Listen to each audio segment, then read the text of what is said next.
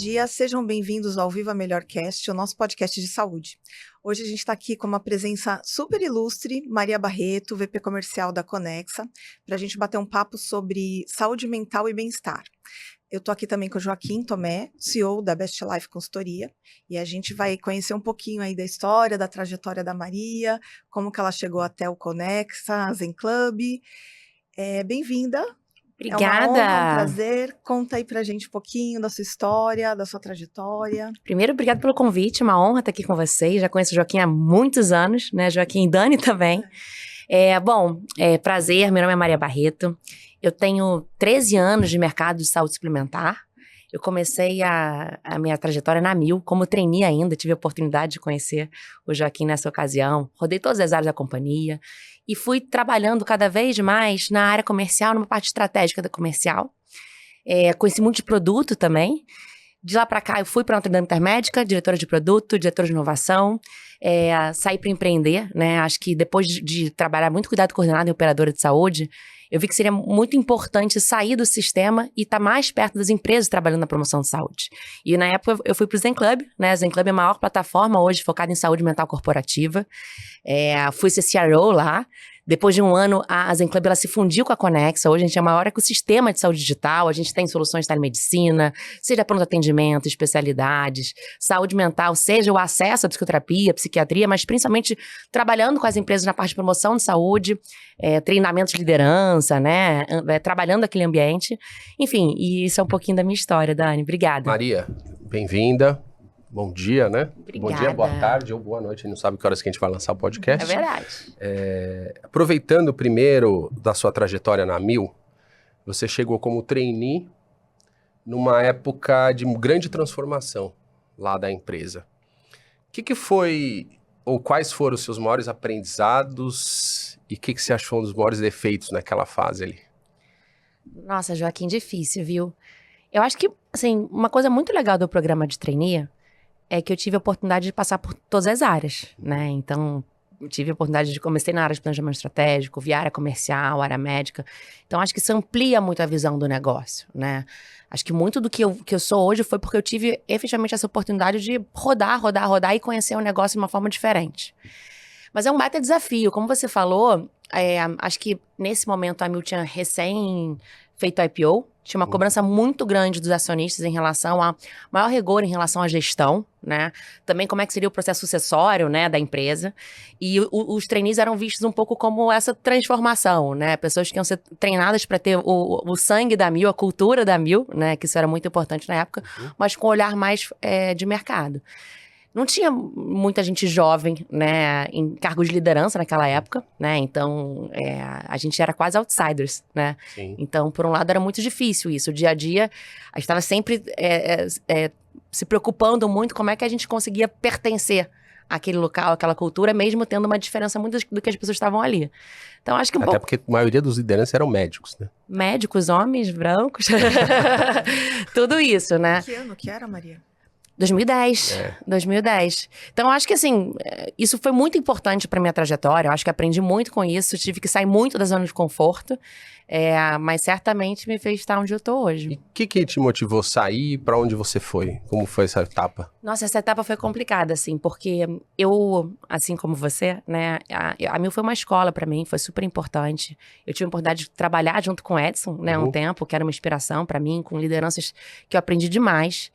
Depois de mais ou menos 10 anos, a Amil já não era aquela empresa que estava pensando na sucessão ainda, né? A continuidade do negócio da família Bueno. E sim uma empresa americana, né? A United Health. Eu tive a oportunidade de ir para Minnesota algumas vezes trabalhar lá, mas era uma cultura totalmente diferente. E muito do que a gente tinha construído, que a gente via, já tinha se perdido naquela época. Para você ter uma noção, eu vim morar em São Paulo por causa da Amil. Minha filha é paulista por causa da Amil. E quando eu saí licença maternidade, acho que foi o primeiro momento que eu me distanciei daquilo, né? Que eu tinha vivido 10 anos. E eu não quis mais voltar. Eu falei, nossa, eu não me vejo mais trabalhando naquele local. Eu já não sei se era uma questão do puerpério mesmo, né? Dos hormônios. Acho que não. Eu teve um diretor que eu tive a oportunidade de viajar com ele. E ele tinha acabado de sair da Amil depois de quase 28 anos. Eu falei, qual que é a sensação que você tá? Ele falou, alívio.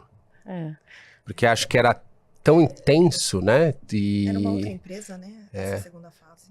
As duas. A anterior, ela é uma empresa tóxica, olhando de trás pra frente hoje. Apesar de eu ter gostado muito, mas era um jeito meio Ambev de ser. Era bem agressivo, não sei o quê. Você tem que se adaptar. E aí, quando mudou o estilo, você não tinha como se adaptar. Era muito difícil, muito difícil. Mas, enfim, aí dali você foi pra Notre Dame. Aí foi isso. Aí eu tinha tido uma liderança, né? Que era o CDO na época, que tinha ido pra Notre Dame. Ficou, Maria, vem. Eu falei, tô grávida, agora eu não vou. E aí, quando eu voltei, licença maternidade, pedi demissão, no dia seguinte eu tava na Notre Dame. E eu acho que também foi uma outra coisa. Não é só sobre o ambiente. Tem uma coisa de licença maternidade que é interessante, que é o seguinte. Aproveitando que já fala de saúde mental um pouco. E tem muito a ver. Hoje, depois de bastante tempo estudando saúde mental, eu tenho mais clareza em relação ao que aconteceu.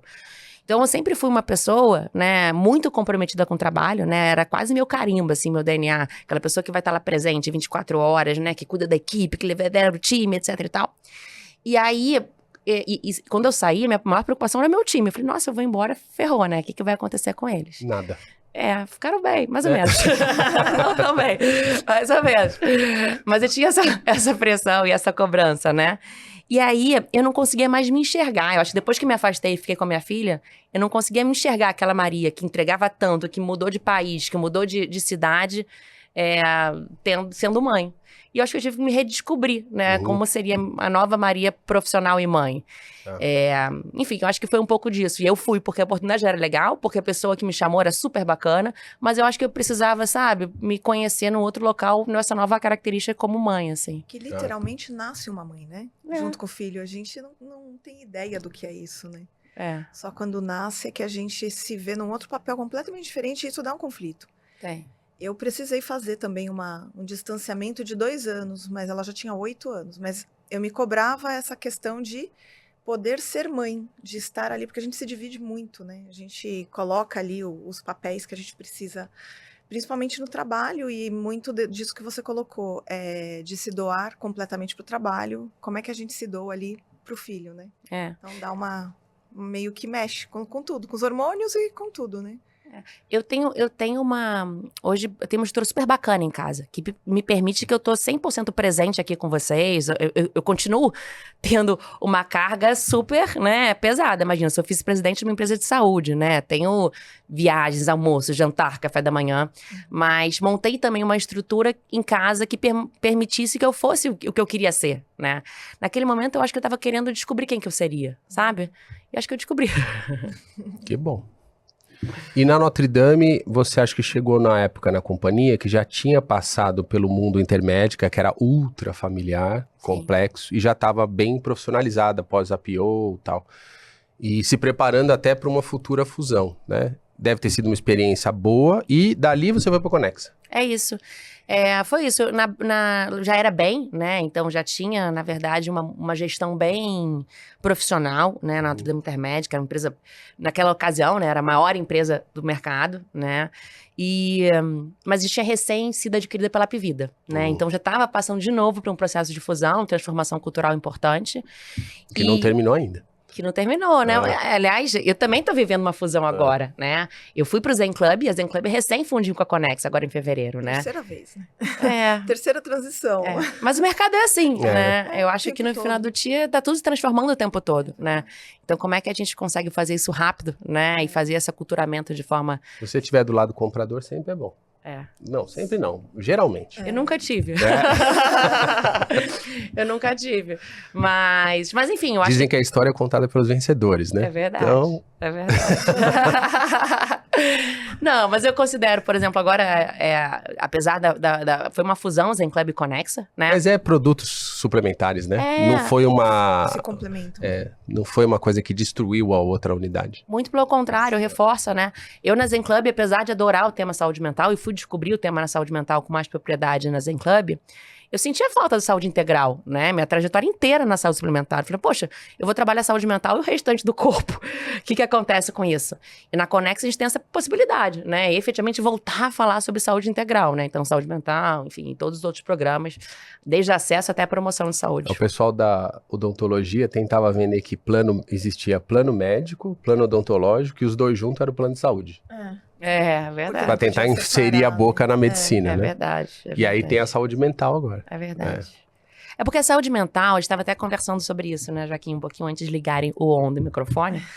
É complexo, e eu tinha essa dúvida, né? Então, quando eu tava na própria Zen Club, me convidaram desculpa, na Notre Dame me chamaram pra ir pra Zen Club, eu falei, gente, mas no mercado, com tanta pressão de sinistro, pressão de custo, quem que vai pagar mais por isso, né? O plano de saúde hoje, ele já paga de forma integral o acesso à psicoterapia, ou deveria pagar, Sim. né? Talvez num acesso não tão simples, né? Não tão pronto, né? Num curto período de agendamento, com pouca burocracia, mas acesso você tem. E eu fui entendendo que sim, existe um espaço, hoje estima-se que no Brasil 40% das empresas, né, enterprise paguem por uma solução, porque tem muito mais do que o acesso. Para começar, que é um tema que tem muito preconceito, né? Então, não adianta você deixar ele disponível que as pessoas necessariamente vão acessar. Você precisa estimular isso. Então, você vê empresas mais maduras fazendo um trabalho de, poxa, você tem que utilizar, você tem que promover esse acesso, né? Esse acesso seguro. Então, treinamento de liderança, promoção junto à liderança, uma série de formas de incentivo para fazer com que as pessoas usem, né? Além de outras soluções. Então, é mais do que dar o acesso, né? Acaba existindo esse mercado, essa necessidade para você trabalhar com outras coisas importantes para a empresa. Então, por exemplo, hoje, adoecimento mental é a maior causa de afastamento nas empresas. Então, faz sentido eu deixar só o plano de saúde? Vai resolver meu problema? Não vai. Então, você ter um programa robusto faz com que você tenha uma redução.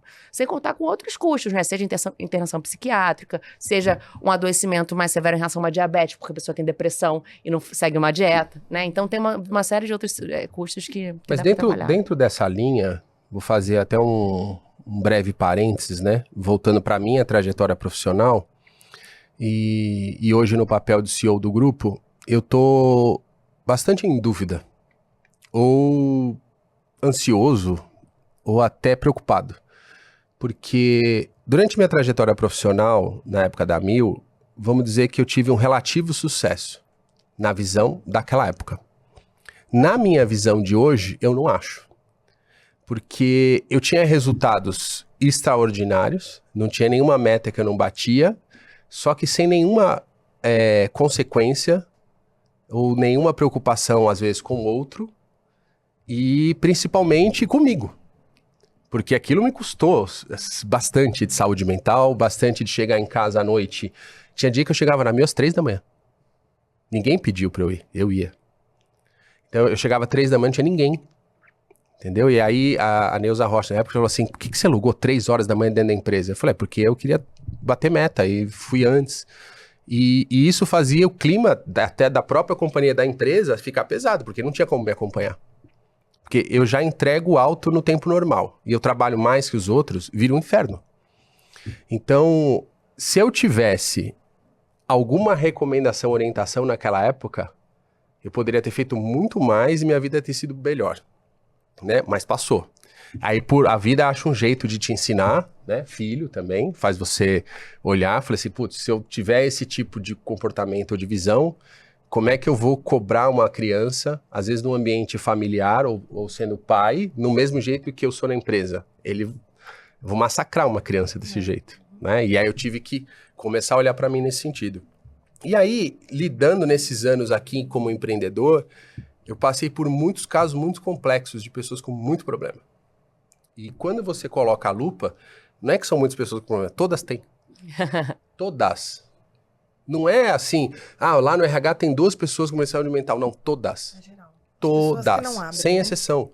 Então, hoje não tem como, né, e você não trazer esse tema e achar algum tipo de política ou algum tipo de treinamento, algum tipo de acompanhamento que faça parte da gestão. Né? E nesse momento, eu tenho um dilema porque a gente tem uma empresa com forte crescimento, pressão e controle de custos e nunca tem espaço ou orçamento para esse tipo de solução, que é importante e não urgente, porque sempre fica para depois. Só que é importante, se você não fizer, você não vai resolver. Né? E eu acho que agora a sociedade está começando a olhar, está começando a surgir programas com questionamentos, etc. E teve um case até de uma colaboradora, ex-Amil, que estava com bastante problema. E um diretor da Amil falou, pô, a gente precisa tentar encaminhar. E a gente trouxe ela para dentro de casa, problemas de saúde mental seríssimos, a gente encaminhou, mas da nossa forma. sem um acompanhamento psicológico, sem um acompanhamento de um terapeuta, ela hoje está bem, graças a Deus não podia não estar, né? Então, dentro da sua empresa, né? Como que funciona? Porque eu acho que muita gente ouve e não consegue entender o produto. Assim, qual é o produto de acesso, o que vocês de fato oferecem de uma forma assim didática para que as pessoas, os corretores, o RH possam entender? Como que funciona isso? Então, Qual é a abordagem de vocês? Vamos lá. A Zen Club hoje é uma plataforma, né? Nessa plataforma você tem acesso a mais ou menos 800 profissionais. Então, sejam psicólogos, coachings, terapeutas, né? Para poder viabilizar o acesso, né? Essa pessoa pode fazer um atendimento continuado, né? Então, muitas vezes a empresa subsidia esse acesso ou a própria pessoa paga, né? Ou coparticipa. O que é muito legal, que tem uma série de testes que a pessoa entende como é que ela está se sentindo, né? Então, para poder se conhecer, você falou sobre você, né? Chegando no trabalho às 3 da manhã, né? Como é que isso foi ruim para você, né? Então, eu também tenho uma dificuldade de me desconectar com o trabalho. Hoje eu sei disso. Por quê? Quer ver um caso? Desculpa te interromper. Lembra da Ivone? Uma diretora de pós-venda, cabelinho curtinho, loirinha? Não sei se eu lembro. Um dia eu briguei com ela feio, assim, de pressionar sobre coisa não sei o quê, que eu queria isso, eu queria aquilo, que tinha que implantar, que não sei o quê. Às 6 da tarde ela me chamou na sala e falou, senta aí. Ela devia ter uns 40 anos, eu devia ter 20 e poucos. Ela falou assim, você tá casado?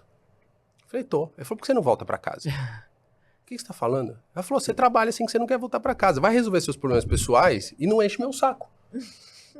Aquilo bateu tão forte que eu falei assim, pode ter razão. Né? Depois eu separei.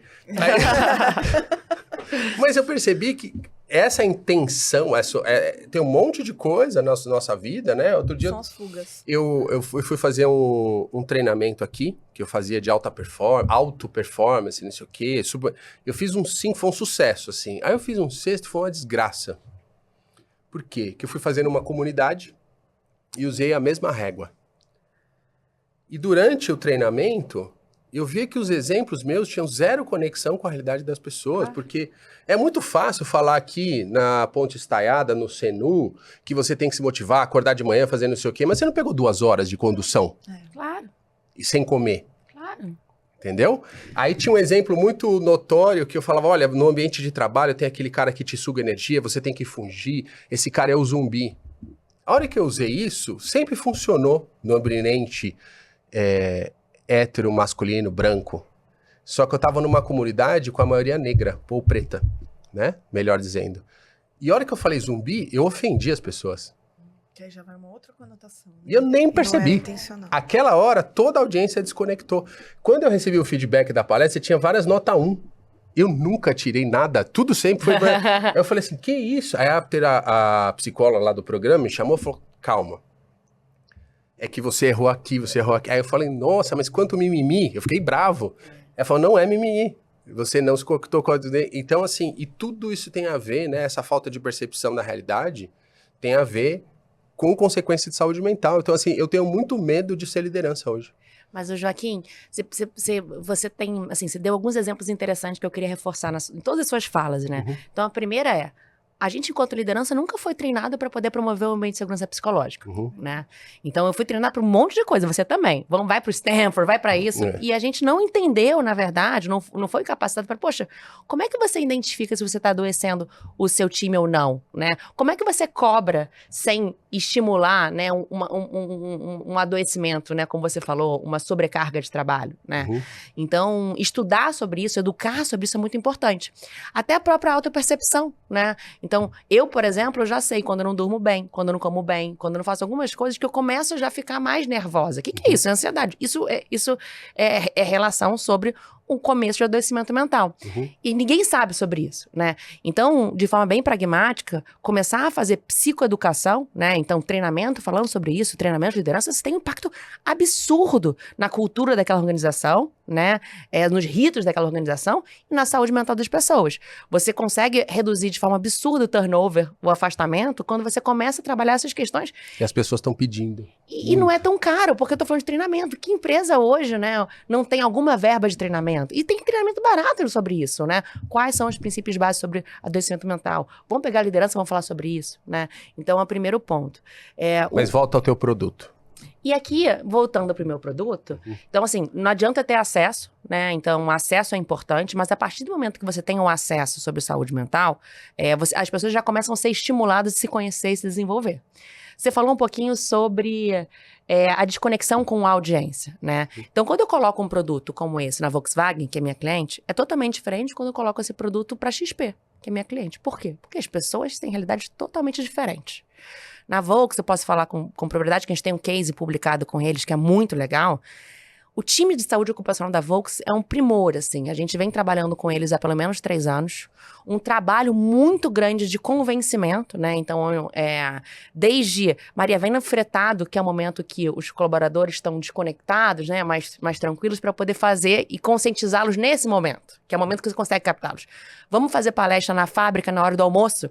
Que é a hora que eles que para, que tem internet, porque é a hora que eles podem receber esse momento. Até toda a liderança falando da importância disso, gravando vídeos falando que, né, que já fazem tratamento de saúde mental para você aumentar o engajamento. E hoje tem um engajamento super bacana, considerando uma população masculina no interior de São Paulo. Deixa eu fazer um parênteses. Falando aqui para os corretores e para o RH e para lideranças de empresa. Nesses anos todos, acho que a Dani concorda comigo, é assim, não tem nada que você faça de controle de sinistro, de promoção de saúde nas empresas, se o RH não estiver engajado. Total. A gente tem empresas nossas que a gente está há 3, 4 anos, a gente fala, o RH não participa, não funciona, o programa você lança voo de galinha, porque não tem sustentação. Esse exemplo que você falou da Volks, né? As áreas engajadas fazem diferença muito grande no resultado. É fundamental isso. Super. Então, não tem como a gente, falando um pouco para o corretor, você vai levar uma solução dessa, da Zen Club, para um cliente da sua carteira, se o RH não for engajado, o DP não for engajado, ou não tinha uma liderança engajada, não leva, que não vai funcionar. Exatamente.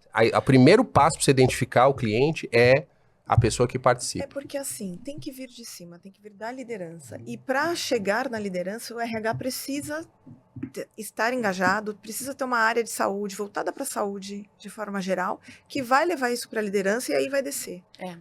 Cada vez mais, Dani, o que eu tenho visto, saúde mental é um tema, né, que ele não é novo, né? Ele ganhou, na verdade, visibilidade muita e protagonismo pós-pandemia, né? Então, hoje, estima-se que mais ou menos 35% dos brasileiros se declaram com problema de saúde mental. Nem 100% se declaram que tem, tá? Já que, como você falou antes, mas 35% falam que tem. E para liderança de alta performance, eu digo para o top management mesmo, para o C-level, já se sabe que é muito importante investir. Não como uma forma necessariamente de reduzir sinistro ou custo, como uma forma de mudar a cultura, né? De melhorar a performance das pessoas. Então, a gente sempre fala que trabalhar um programa de saúde mental tem que pensar em determinadas esferas. Então, primeiro o C-level hoje, ele tá comprado com essa ideia? Ele quer mudar a cultura daquela organização? Né? Qual que é a cultura, os ritos daquela organização? 2, como é que você consegue engajar e trabalhar com o time de saúde ou o time de RH? O time de RH é super protagonista nisso, né? E empoderar o time de RH é você dar informação de qualidade. Então, você perguntou do seu produto, eu já vou falar sobre isso, né? Mas não adianta falar, não, eu preciso trabalhar saúde mental. Quais são os seus indicadores de sucesso? Quais são suas métricas que vão mostrar que você efetivamente está trabalhando aquilo ali? Então, qual nível de engajamento é uma delas? Como é que está o índice de bem-estar corporativo da organização? Como é que está isso separado por área? Como é que está isso separado por liderança? Né? Como é que está o turnover, afastamento? Então, você ter métricas e mudando o seu plano de ação em função dessas métricas.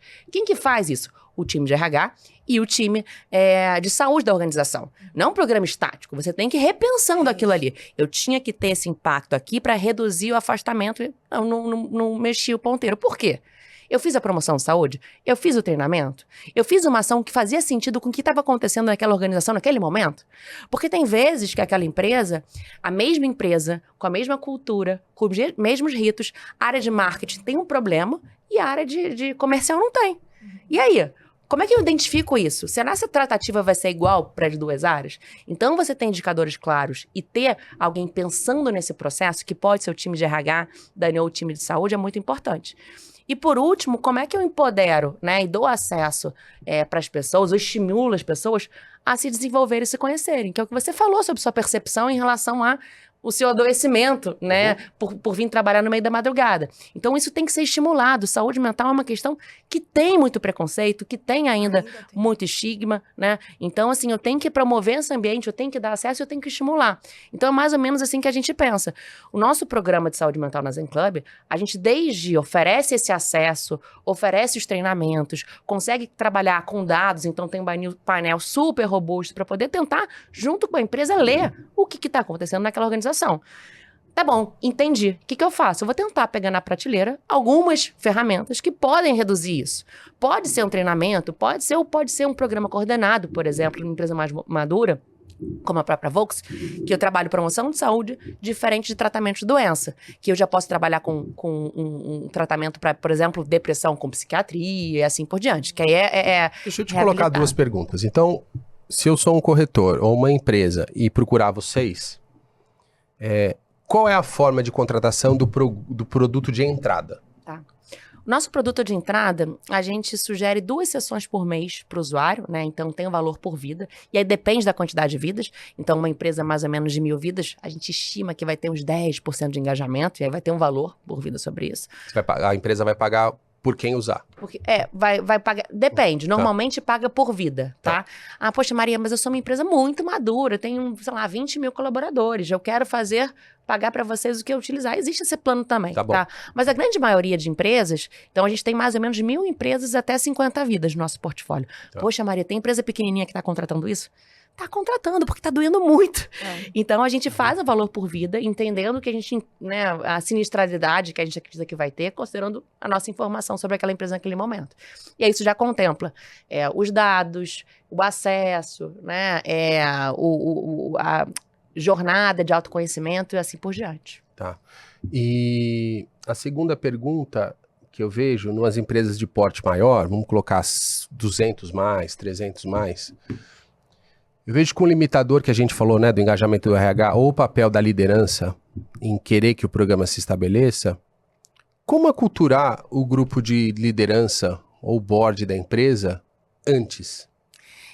Se eu fosse fazer uma contratação aqui, tem 2 pessoas engajadas, mas eu acho que eu tenho um grupo de 20 executivos em que eu tenho 15 que não se engajariam. Aí eu sei que isso, para replicar na ponta, em alguns departamentos, esse programa vai morrer. Como que eu faço isso? Vocês também têm algo nesse sentido? Tem. Você está falando de uma mudança de cultura, né? Então, assim, a gente hoje tem uns palestrantes, né, os profissionais mais sofisticados, né, para poder trabalhar com C-Level, por exemplo. Então, a Isabela Camargo é uma super parceira nova, nossa, tá com o Zen Club há mais ou menos 5 anos, né, então a gente faz esse trabalho de assessment mesmo para alta liderança, para poder conversar, entender e trabalhar um plano mais estruturado. Então, acho que é isso, assim, tem que entender um pouco quando a pessoa nos contrata, né? Então, vamos supor que o CEO decidiu que ele gostaria de mudar, fazer uma transformação lá, né? Ou simplesmente começar a mudar, né? Começar a fazer esse trabalho, porque também é um caminho, né, Joaquim? Eu começo fazendo treinamento, eu começo dando acesso, e daqui a alguns anos você vai começar a ter esse ambiente de transformado, né? Não é de uma hora para outra, assim, é uma transformação. É uma jornada. Mental, né? Mas a gente tem, sim, esse assessment, tem palestras, tem grupos terapêuticos. Então, assim, a gente sempre gosta de pensar no projeto. Quem que é aquela empresa? O que está acontecendo? Por que contratou a gente? Para poder pensar nesse projeto como um todo. Eu acho que não tem um caminho único, sabe? Tá bom. A gente, às vezes, dá uma sorte, né? Um colaborador nosso, por acaso, ele é sobrinho do Augusto Cury. E semana passada eu tive uma reunião com o Augusto Cury, que eu acho o máximo, na verdade, e ele se empolgou em ajudar a gente. E é uma coisa meio, né, e eu acho que ele é um cara bem questionador, e ele vai por uma via diferente, né, ele tem uma própria teoria. Então até hoje de manhã estava na academia, eu faço intervalo e fico lendo o livro dele. E ele fala muito da estruturação do pensamento, que a gente não sabe nem como estruturar o pensamento, né? E ele vai dar uma palestra dia 5 agora, próximo. E eu acho que aí vai ser uma pedra de lançamento, porque não tem como não gerar desconforto. Né? Eu adoro desconforto na empresa, adoro. né? Quando eu vejo que tá tudo meio assim, eu vou lá já num certo desconforto. Mas você vê como não tem caminho único. Para você, né? Eu acho que você, como eu te conheço há alguns anos, né? Precisa ser alguém que te questione, Sim, né? muito. Alguém forte, alguém muito inteligente que você respeite, né? Então, esse trabalho com você, né? Esse coaching direto, eu acho que é super importante você enquanto CEO, que é diferente de inventar uma instantânea, Perfeito. né? Então, se eu fosse botar o mesmo profissional para vocês dois, certamente não daria certo. Então, como é importante a gente entender o que a gente precisa trabalhar naquela organização, quem que são aquelas pessoas, né? Pra gente poder trazer um perfil mais adequado para aquele ambiente.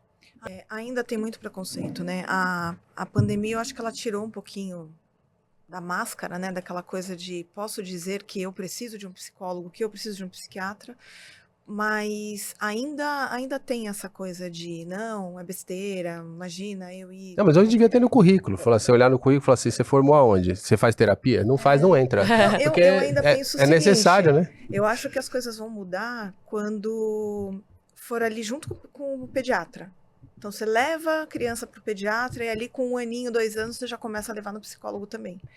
E aí sim, isso vai mudar a cultura, porque é necessário, né? Para qualquer nível de pessoa, de ser humano, você já aculturar desde cedo, né? Para tirar essas barreiras, né? Eu sempre faço esse exemplo, assim, né? Eu tenho uma filhinha de 5 anos, a Duda. E a Duda, 40 vezes por dia, fala, Duda, já escovou o dente? Já escovou o dente? Já escovou o dente? Só que a gente não faz isso na educação dos nossos filhos sobre saúde mental. Muito pelo contrário. É tabu nas mesas, né? É tabu nos jantares falar sobre isso. Os pais não sabem como lidar. Assim como a gente não sabe lidar com a nossa equipe.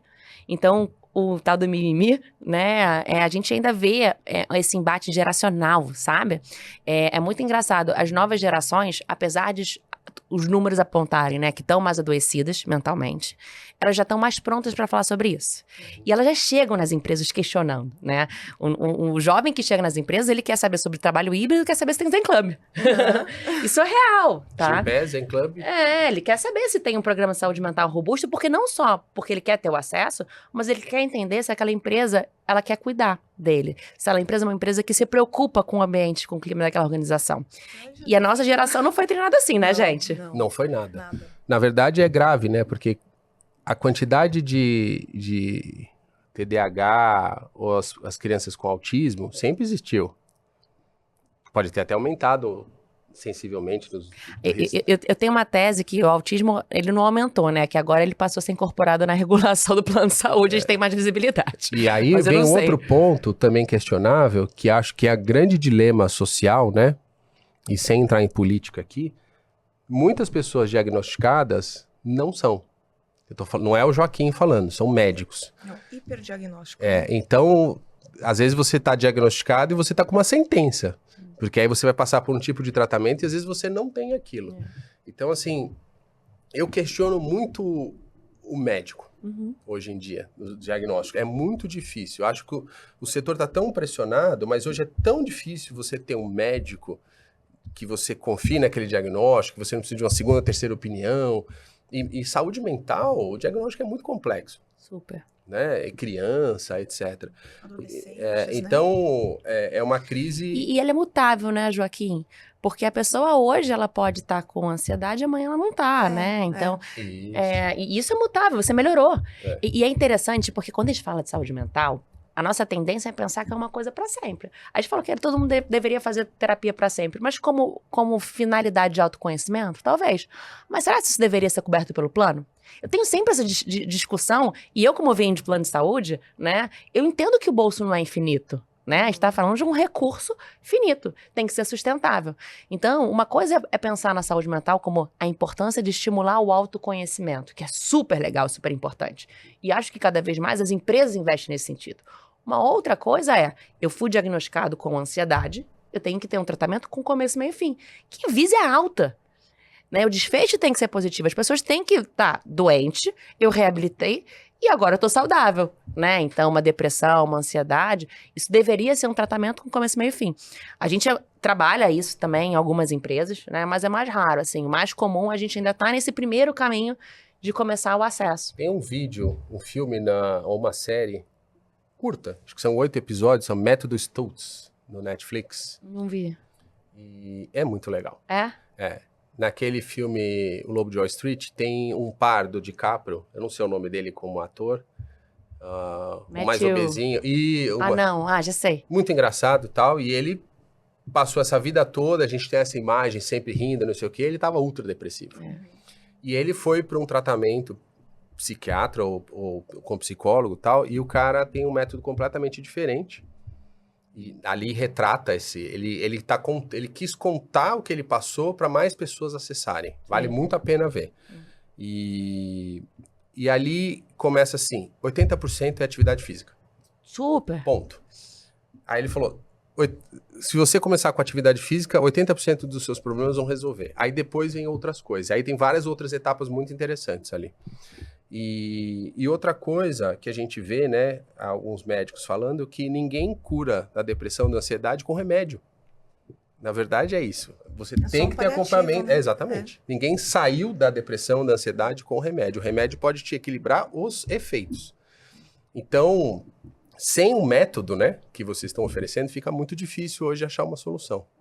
E aqui são os dois pontos, né? Então, uma coisa é você trazer toda a ferramental necessária para o indivíduo, né? Então, eu tenho que me conhecer, eu tenho que entender o que está acontecendo comigo, e eu tenho que trabalhar aquilo para poder melhorar. Outra coisa é o ambiente, que é super importante também, né? Então, como é que eu tô promovendo um ambiente seguro que não adoeça meus funcionários?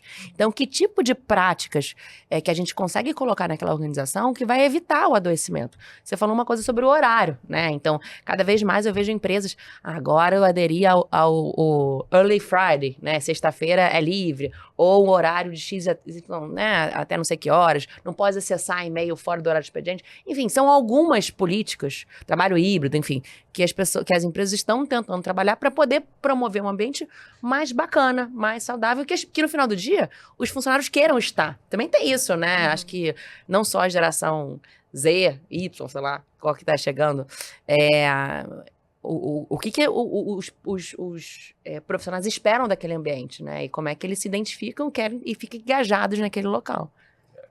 Eu sempre fui meio contra isso, pra falar a verdade. Não da flexibilidade, porque eu não tô dizendo que eu tô certo, mas assim, eu acho que se você tiver autorresponsabilidade, ninguém vai te cobrar agenda. Ponto final. E a outra coisa é que a flexibilidade você conquista, né, no ambiente de trabalho. Então, eu acho que a questão do controle, ela nunca trabalha com a performance. E eu vejo assim, dentro da saúde mental, eu sou muito contra o trabalho remoto. Não que ele não possa acontecer pontualmente. Hoje eu vou fazer home office, dane-se, vai lá, faz quando você quiser. Mas estar no ambiente de trabalho é fundamental para a cultura. Sim. É fundamental para a socialização. Né? Você não tem como ter uma empresa com cultura ou socialização, principalmente empresa de informação. Raríssimo é que as pessoas olhem os cases dos livros, você vai falar da Apple, né? Da super case, empresas super maduras e estáveis. Mas a maioria das empresas são ou startups, ou empresas começando, ou empresas em construção. Então as pessoas precisam estar juntas. Né? Precisa de contato, né? Precisa de contato. Ficar lá 100% também home, você acaba... É difícil. Desenvolvendo outras emoções, outros sentimentos, né? Assim, de tô aqui sozinho e o pertencimento, né? Eu acho que precisa... O modelo 100% não gosto, não. Não precisa se comprometer, não. Não, eu me comprometo, gente. Eu sou dessas. Eu entendo. Eu, particularmente, gosto de estar no presencial. Eu gosto de estar no híbrido, tá? E para mim, foi muito importante ser remoto para eu poder exercer minha maternidade. Então, assim, eu acho que... tá tudo bem. Não, mas tem um ponto que eu acho que é legal, que eu queria trazer, que é um elemento super bacana, super importante quando a gente fala de ambiente seguro, né? É diversidade. E é verdade, eu tenho hoje no meu time pessoas trans, tenho mulheres, tenho pessoas que se eu fosse 100% presencial não estariam, certo? E que moram longe da empresa, certamente não estariam com a gente.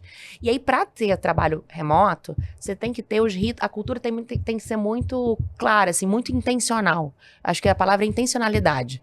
Não adianta você pedir para todo mundo ir para o escritório e chegar no escritório, tá todo mundo no seu computador, né, fazendo reuniões online.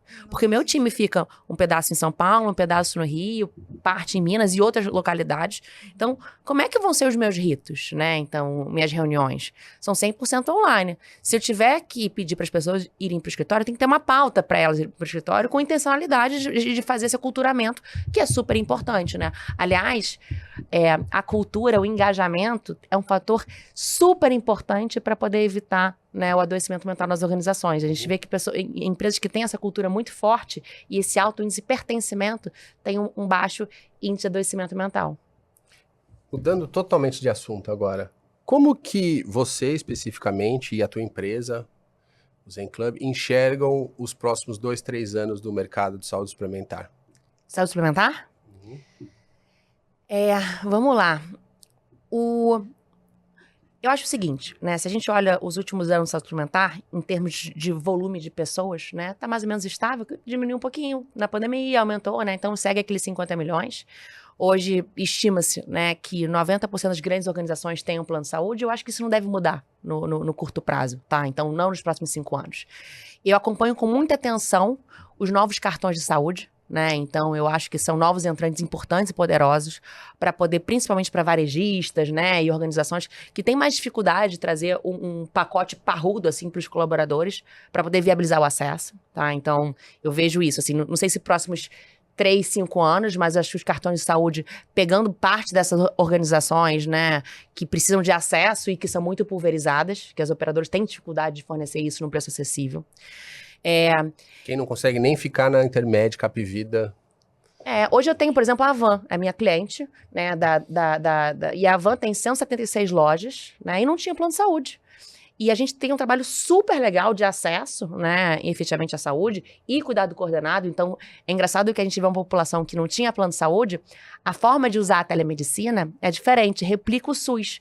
Então, usar muito pronto atendimento, né, e poucas especialidades. Não, opa, tem que trocar, né, a gente tem que, sim, dar o acesso de emergência, quando é emergência, porque tem que ser sustentável, né, e trazer um acompanhamento mais continuado.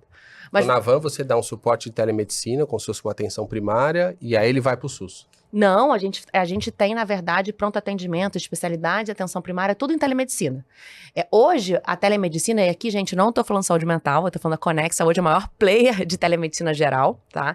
Então, hoje, a telemedicina, a gente tem só 4% de encaminhamento ao pronto atendimento presencial, né? Então, das pessoas que entram no meu PA virtual, 4% falam, olha, realmente você precisa se deslocar a uma UPA, né, um pronto atendimento físico. O restante você consegue resolver na telemedicina.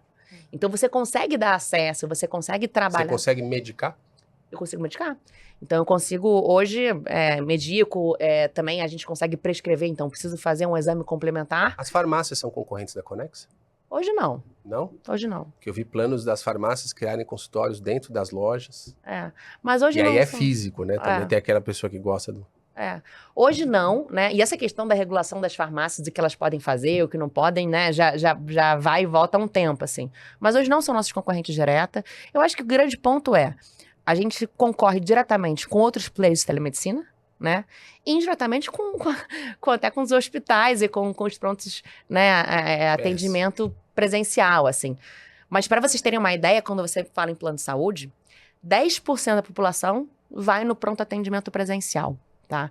E a gente consegue, assim, uma MI ou algumas operadoras de saúde que já estão com a gente há bastante tempo, a gente pegar 1,5% no online, que você reduz absurdamente o custo, né? Se você pega aquele atendimento presencial, que vai não só o atendimento físico, mas os exames, né? Que muitas vezes tem um incentivo controverso adverso, né, do próprio hospital, de fazer mais exames, né, de fazer outras coisas que no remoto não teria.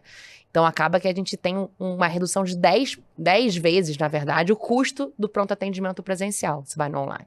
Então, é uma baita ferramenta de redução de sinistro. Muito legal. Você consegue tratar, né, porque você tem as especialidades. E a gente tem hoje 30 especialidades, né, então desde especialidades mais simples, né, como clínica geral, até neuropediatria, por exemplo.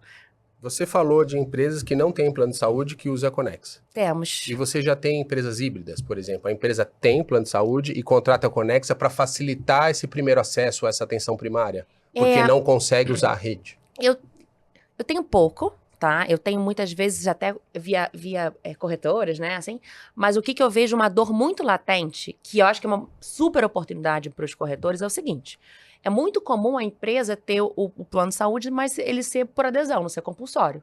Então, tem uma outra empresa, nossa, não posso falar o nome, que eu não tenho case publicado, mas uma grande empresa do mercado alimentício, que ela dá, sim, plano de saúde, mas é por adesão. Agora, aquela pessoa que está na ponta, né, que recebe um salário mínimo, ela não consegue pagar R$200 para ela poder aderir ao plano. Então, é muito comum, cada vez mais, ter a telemedicina como uma outra forma de acesso para poder viabilizar o atendimento, né, mesmo para aqueles que não optarem por aderir, né, ao plano de saúde. Uma outra coisa que eu vejo crescendo é também para os dependentes. Então, gente, plano de saúde, acesso à saúde é a maior dor do brasileiro, né? Só depois, só perde para casa própria. E hoje só 25% das pessoas têm. Então, é muito comum a sua empresa, você vai dar, né, plano de saúde para os seus colaboradores, mas você não tem como dar e arcar para dependente. Mas tem um baita impacto na vida daquele indivíduo, né? Então, não estou nem falando de saúde mental, estou falando de acesso, né? Aquela mãe que está com o filho doente, que tem que ficar tentando na UPA para poder ter acesso ao filho, porque você não teve dinheiro, né? Funding para poder dar aquele plano. Então, eu tenho visto cada vez mais isso. A base da Alice é uma tentativa disso. É? A estrutura do modelo de plano deles é uma tentativa disso. Agora, por curiosidade, você já acompanhou empresas de varejo? Terceira pergunta, né? A primeira, quem tinha meio híbrido. Aí você deu a visão do dependente ou do adesão, que você atende quem não pode. Aí você tem um preço por vida ali na Conexa. Uhum.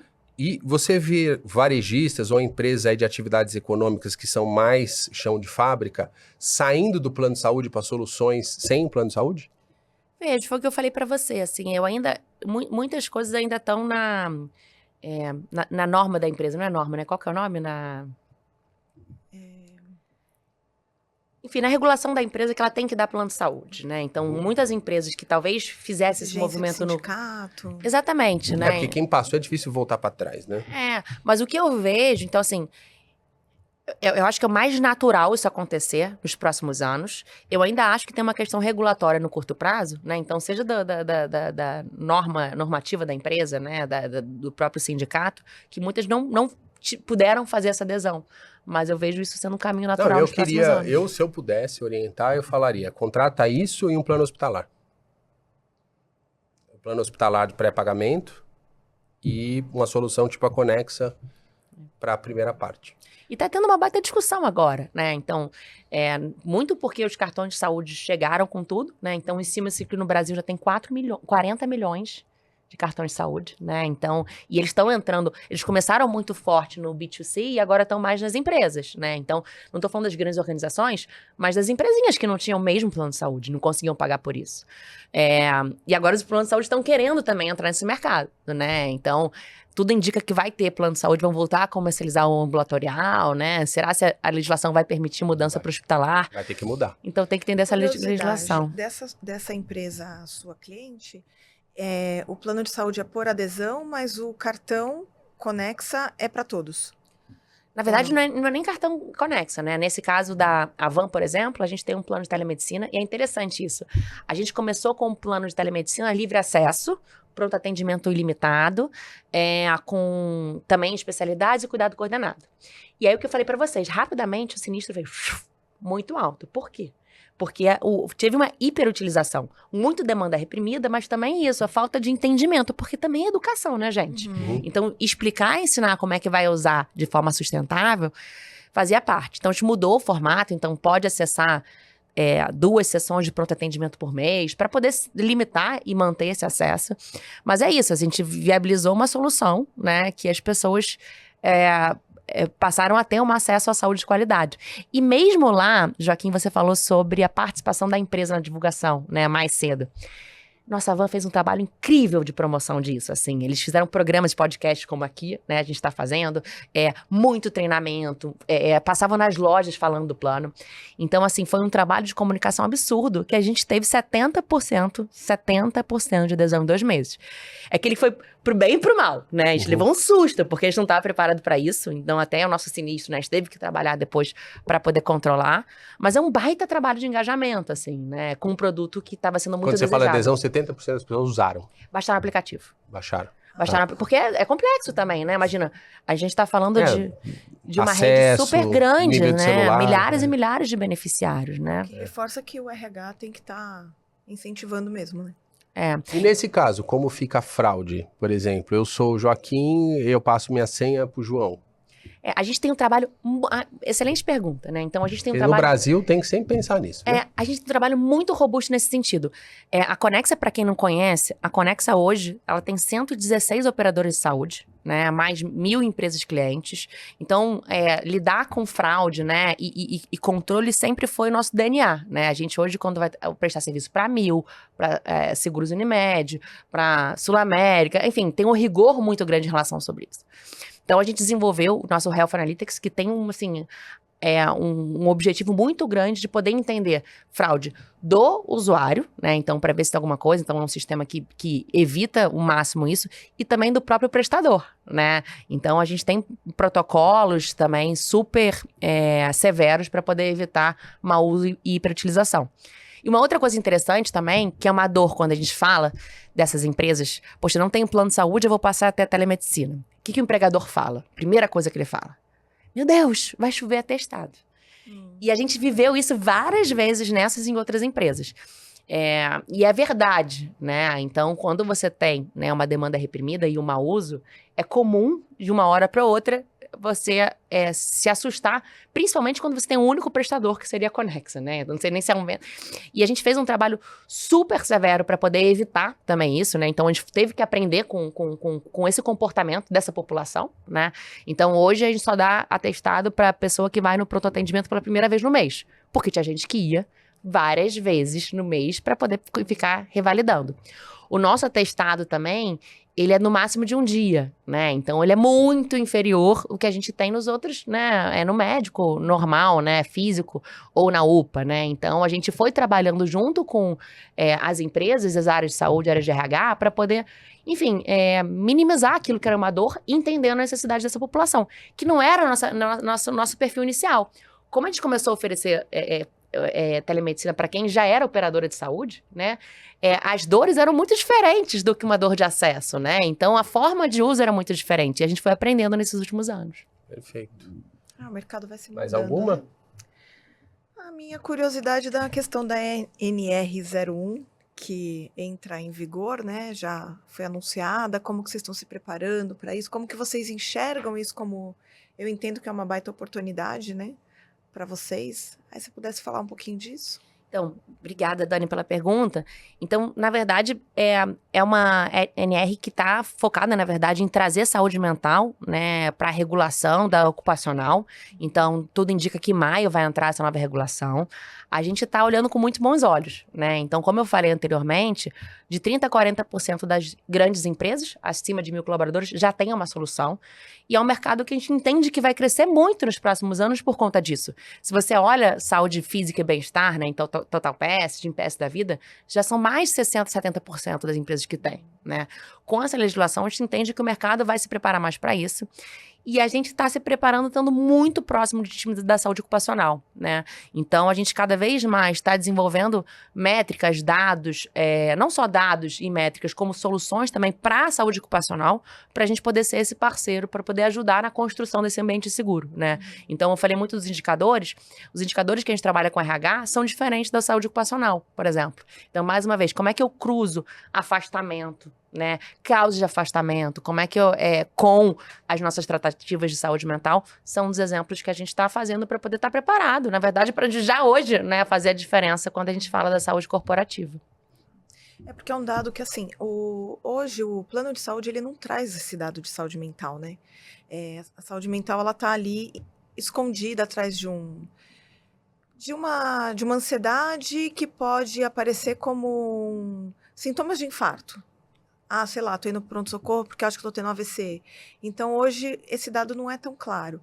Isso, você entende, assim, que o mapeamento de saúde é algo que dá para identificar dentro das empresas? Isso para quem ainda não tá no zero ainda, não entendo muito de saúde mental, como que eu começo dentro da minha empresa? Seria algo nesse sentido? Dani, eu acho que é o seguinte, é o que a gente falou, né? Tem aqui, eu quero fazer um programa de saúde mental para minha empresa. Por que eu quero isso? Eu quero um ambiente mais seguro, mais saudável, eu quero gerar performance. Eu tô vendo que eu tô tendo um turnover muito grande, eu preciso trabalhar com isso. Eu tô vendo que eu tô tendo um nível de afastamento muito alto sobre saúde mental. Então, vamos fazer um programa estruturado desde viabilizar o acesso, entender o que está acontecendo, então quais são as causas, né? Trabalhar o treinamento e a gente ir acompanhando com esse RH e com esse tipo de saúde para poder melhorar esse indicador que está doendo no momento. Você falou um outro dado importante que eu queria trazer, né? Sobre...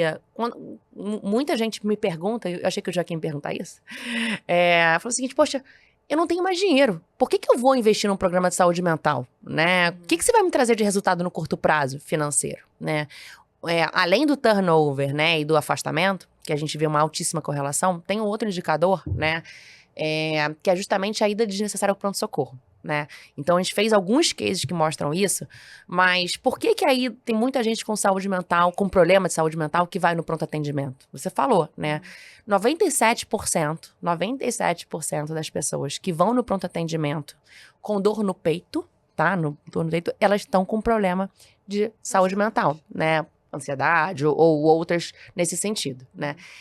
E o pior, né, dessas pessoas que naquele momento, né, entendeu-se que não tinham nada e que são direcionadas para procurar, né, uma assistência, muitas não vão. E elas continuam indo, né? Então, um dos indicadores que é interessante, que a gente acompanha as pessoas que estavam com, qual que era a sinistralidade dessas pessoas, antes de elas se engajarem no programa de saúde mental. E eu não tô falando de nada relacionado ao transtorno mental. Não tô falando de internação psiquiátrica, né? Eu tô falando de outras coisas. Ida desnecessária para pronto-socorro, né? Um agravamento de uma outra situação crônica, como diabetes, cardiopatia, etc, né? Então, a gente pega esse sinistro antes e pega depois do engajamento e vê como reduz, né? Então, que faz parte desse autoconhecimento, né? E dessa transformação que esse tratamento possibilita. Excelente. Maria, muito obrigado. Acho que foi ótimo. Obrigada, gente. Passamos por muitos temas. Acho que Conteúdos esclarecedores. Obrigada, gente. Adoro. Obrigada. Prazer enorme estar aqui com vocês. Acho que a gente passou por muitas coisas, né? O tema é super amplo, né? Saúde mental, saúde física, mas é um prazer enorme estar aqui com vocês.